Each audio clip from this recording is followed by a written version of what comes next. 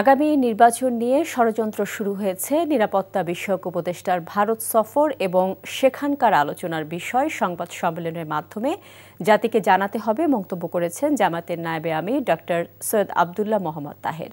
সন্ধ্যায় কুমিল্লার চৌদ্দগ্রামের শ্রীপুরে নির্বাচনী জনসভায় এসব কথা বলেন তিনি। বলেন, জীবন ও রক্ত দিয়ে ভারতের আধিপত্যবাদকে বাংলার মানুষ তাড়িয়েছে। ভারতের আধিপত্যবাদ ও বশ্যতা বাংলার মানুষ আর গ্রহণ করবে না।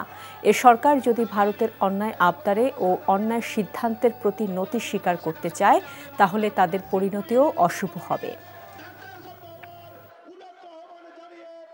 বাংলাদেশ নিয়ে এবং আগামী নির্বাচন নিয়ে নানামুখী ষড়যন্ত্র শুরু হয়েছে।